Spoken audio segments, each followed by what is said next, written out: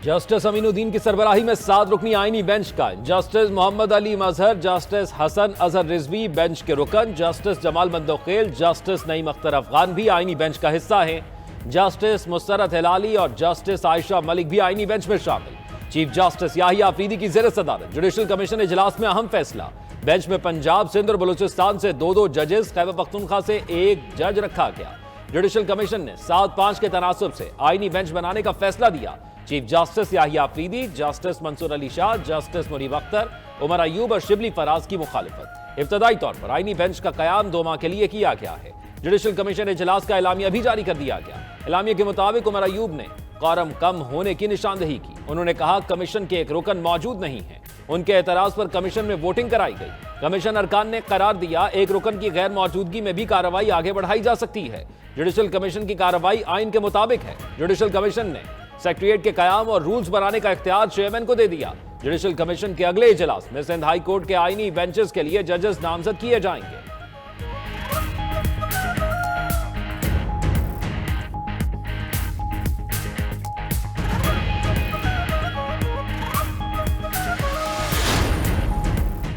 Supreme court के justice Aminuddin Khan practice and procedure committee के रुकन भी बन गए। प्रैक्टिस एंड प्रोसीजर तरमीमी एक्ट के तहत आईनी बेंच के सरबराह कमेटी के तीसरे रुकन होंगे। Justice Jamal Mandokhel judicial commission के 13वें रुकन बन गए। आईनी बेंच के सरबराह जस्टिस अमीनुद्दीन खान पहले ही जुडिशल कमीशन के रुकन हैं। 26वीं आईनी तरमीम के मुताबिक आईनी बेंच का सरबराह पहले ही जुडिशल कमीशन का रुकन हो तो दूसरे नंबर पर मौजूद सीनियर जज मेंबर बनेगा। चीफ जस्टिस याहिया अफरीदी और सीनियर तरीन जज जस्टिस मंसूर अली शाह कमेटी के अरकान हैं।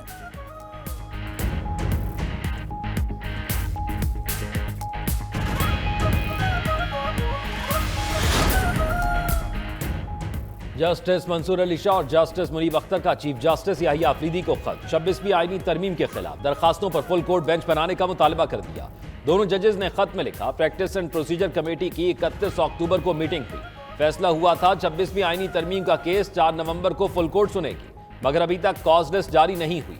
कमेटी के फैसले पर अमल करते हुए रवां हफ्ते ही दरखास्तें फुल कोर्ट में लगाई जानी चाहिए। उधर 31 अक्टूबर की प्रैक्टिस एंड प्रोसीजर कमेटी की मीटिंग के मिनट्स भी मंजर आम पर आ गए। मिनट्स के मुताबिक चीफ जस्टिस याहिया अफरीदी के बगैर जजेस मीटिंग हुई। जस्टिस मंसूर अली शाह और जस्टिस मुनीब अख्तर ही शरीक हुए। अक्सरियत की बुनियाद पर 26वीं आईनी तरमीम के खिलाफ दरखास्तें 4 नवंबर को फुल कोर्ट में लगाने का फैसला हुआ।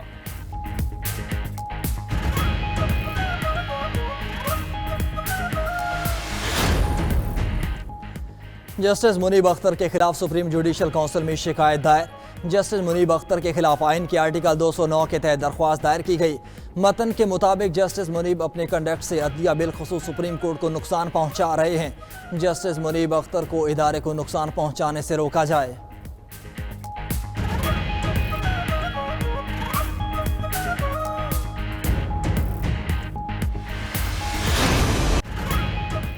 सदर के चुनाव के लिए अमेरिका में इंतखाबी दंगल सज गया। New York, Florida, new Jersey, Virginia समेत 40 रियासतों में पोलिंग जारी। 6 टाइम जोन्स के बाद तमाम रियासतों में अलग अलग वक्त पर पोलिंग का आगाज हुआ।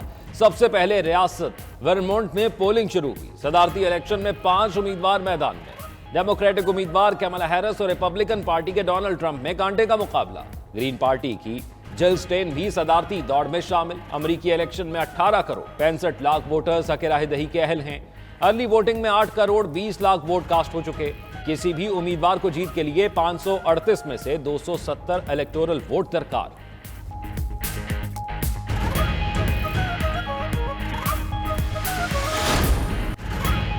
अमरीकी सदारती इलेक्शन में पहला नतीजा मिल गया। ट्रंप और कमला हैरिस को बराबर वोट पड़े। मीडिया रिपोर्ट के मुताबिक कनाडा की सरहद के करीब न्यू हैम्पशायर का छोटा सा कस्बा डेक्सवाइल नाच में 6 वोट रजिस्टर्ड हैं। तमाम वोटर्स ने 6 दहाइयों से जारी रवायत के तहत आधी रात को वोट कास्ट किए। ट्रंप और कमला हैरिस को 3-3 वोट मिले। सेनेट नशिस्त पर रिपब्लिकन उम्मीदवार केली अयोटी ने 5 वोट हासिल किए।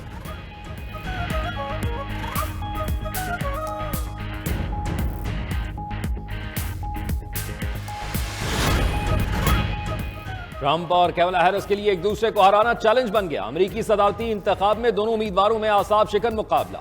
स्विंग रियासतों के नताइज अहमियत इख्तियार कर गए। पेंसिल्वेनिया में ट्रंप 49% वोटों के साथ आगे, कमला हैरिस 48% वोटों के साथ दूसरे नंबर पर हैं। जॉर्जिया में ट्रंप के 49%, कैमला हैरिस के 48% वोट। नॉर्थ कैरोलिना में ट्रंप के 49 और कैमला के 48% वोट। मिशिगन में कैमला हैरिस को 49% वोटों से बढ़तरी। एरिजोना में ट्रंप 50 और कैमला हैरिस 47% पर मौजूद। विस्कॉन्सिन में ट्रंप 48 और कैमला हैरिस के 49% वोट। नेवाडा में ट्रंप 49% और कैमला के 48% वोट हैं।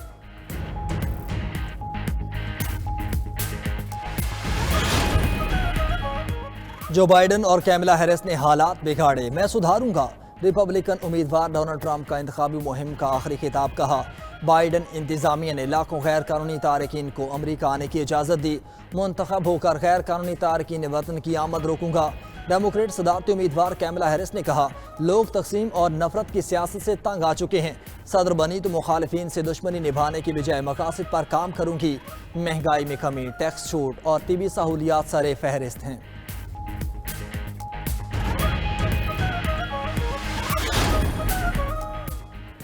अमरीकी इंतखाबात में तशद्दुद के खदशात, सिक्योरिटी के गैर मामूली इक़दाम किए गए हैं। रियासत ओरेगन, वाशिंगटन और नेवाडा में नेशनल गार्ड फॉल खतरात पर नजर रखने के लिए FBI ने कमांड पोस्ट कायम कर दी। पोलिंग अमले की हिफाजत के लिए खुसूसी मुसल्ला टीमें तैनात। हुक्काम को इलेक्शन डे और रिजल्ट आने के बाद गैर यकीनी सूरत हाल का खदशा है। गुज़श्ता इलेक्शन के बाद कैपिटल हिल पर हुए हमले जैसी सूरत हाल से बचने के लिए व्हाइट हाउस समेत अहम इमारतों के तरफ बाहमी जंगले भी लगा दिए गए।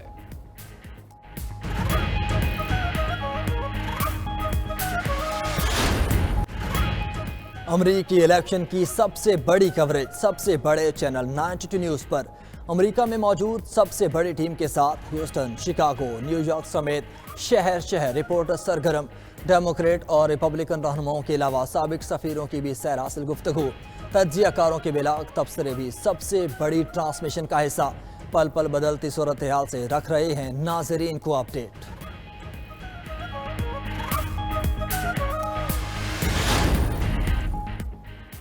वज़ीर आज़म शहबाज शरीफ ने इस्लामाबाद में 2 मंसूबों का संगे बुनियाद रख दिया। तकरीब से खिताब में वज़ीर आज़म ने कहा, F9 और सरीना चौक पर 2 मंसूबों का संगे बुनियाद रखा है। जो मंसूबा 6 माह में मुकम्मल होना था वो 3 माह में मुकम्मल हो जाएगा। सरीना चौक का मंसूबा 60 दिनों में मुकम्मल हो जाएगा। SCO कॉन्फ्रेंस के कामयाब इनेकाद के लिए बेहतरीन काम किया गया। ये मंसूबे इस्लामाबाद की तरक्की का आगाज है। वज़ीर आज़म शहबाज शरीफ की ज़ेर सदारत वफाकी काबीना का इजलास भी हुआ। काबीना ने हज पॉलिसी बराए 2025 मंजूर कर ली। आइंदा साल 1,79,210 आज़मीन हज की सादत हासिल करेंगे। हज पैकेज 10,65,000 से 10,75,000 के दरमियान होगा। हुकूमत और निजी शोबे में कोटा 50-50 तकसीम होगा।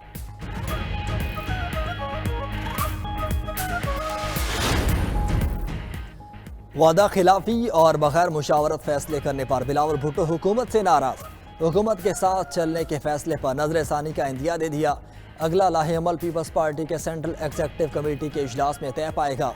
बिलावल भुट्टो का कहना है कि हुकूमत ने जुडिशल कमेटी में नून लीग और पीपल्स पार्टी की मसावी नुमाइंदगी का वादा पूरा नहीं किया। अटॉर्नी जनरल और वजीर कानून भी हुकूमती नुमाइंदे हैं। राय के मुताबिक हुकूमती रवैये के बायस बिलावल भुट्टो ने बतौर एहतजाज जुडिशल कमीशन के लिए तजवीज़ करदा अपना नाम वापस लिया।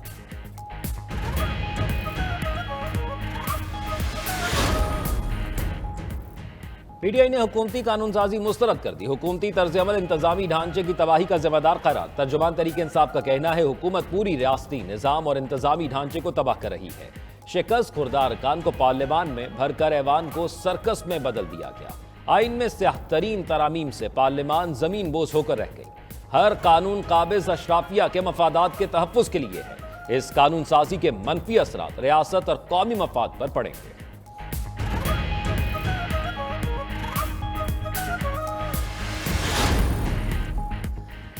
हुकूमत की हालिया कानून साजी पर अपोजिशन मुतहरिक रहनुमा PTI असद कैसर की JUI सरबराह मौलाना फजल रहमान से मुलाकात। जजेस की तादाद बढ़ाने समेत दीगर कानून साजी पर लाहेअमल पर मुशावरत। उधर असम्बली इजलास में अपोजिशन लीडर उमर अयूब की हुकूमत पर तनकीद बोले, कल डंडे के जोर पर कानून साजी हुई। हुकूमत अपने लिए खुद खड्डा खोद रही है। ये कानून इनके खिलाफ इस्तेमाल होंगे। दूसरी तरफ चेयरमैन PTI बैरिस्टर गौहर की स्पीकर कौमी असम्बली अयाज सादिक से मुलाकात। पार्लिमानी उमूर पूरे न होने पर तहफ़्फ़ुज़ात से आगाह किया।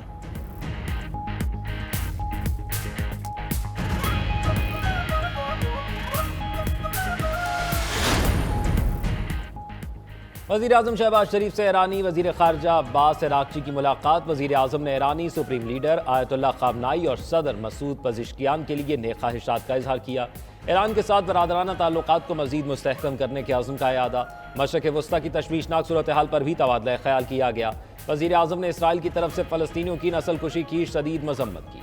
इस्लामाबाद में वज़ीर ख़ारजा इस्हाक़ डार और ईरानी हम मनसब की मुलाकात। दो तरफ़ा तिजारत समेत तमाम शोबों में ताउन मज़ीद बढ़ाने पर इत्तफ़ाक़। इस्हाक़ डार बोले, इसराइल आलमी कवानीन की संगीन खिलाफ वर्जियाँ कर रहा है।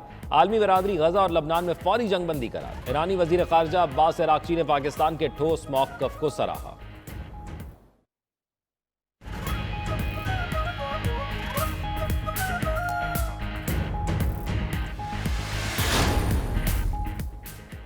पाकिस्तान और चीन की मुश्तरका मश्क इंडस शील्ड 2024 इख्तिताम पजीर। ISPR के मुताबिक मश्क में दोनों ममालिक के फ़ज़ाइया दस्ते की शिरकत।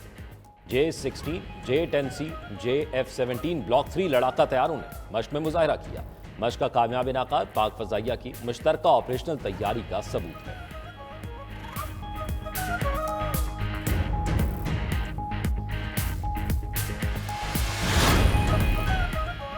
लाहौर और गिरदुनवाह में स्मोक का राज बरकरार। आलूदा तरीन शहर में लाहौर आज भी सरे फहरिस्त। एयर क्वालिटी इंडेक्स 562 रिकॉर्ड किया गया। जहरीले धुएं के बाद सांस लेना महाल, आंखों में भी जलन। तिबी माहिरीन का शहरियों को मास्क का इस्तेमाल लाजमी करने का मशवरा। डॉक्टर्स ने स्मोक को सांस के मरीजों के लिए बड़ा रिस्क करार दे दिया। घरों से गैर ज़रूरी बाहर ना निकलने की भी हिदायत।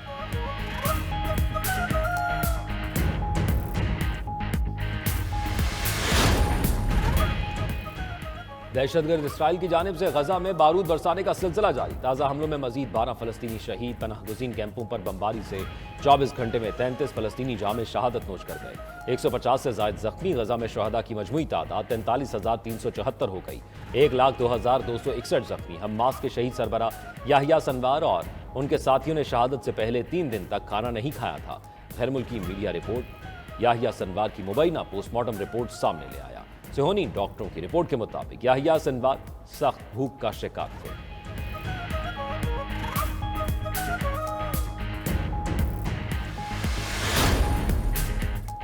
भारतीय सुप्रीम कोर्ट का बड़ा फैसला। मदरसा एजुकेशन एक्ट की यानी हैसियत को बहाल कर दिया। उत्तर प्रदेश में मदरसा एजुकेशन एक्ट के खिलाफ इलाहाबाद हाई कोर्ट का फैसला कल अदम करार।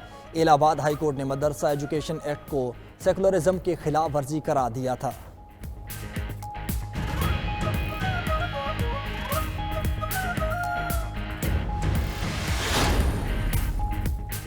अफ्रीका के समंदर में गैर कानूनी तारकीन वतन की कश्ती उलटने से 25 अफराद हलाक हो गए। मकामी मछेरों ने अपनी मदद आप के तहत फौरी कार्रवाई करते हुए 5 अफराद को डूबने से बचा लिया। कश्ती में तकरीबन 30 अफराद सवार थे।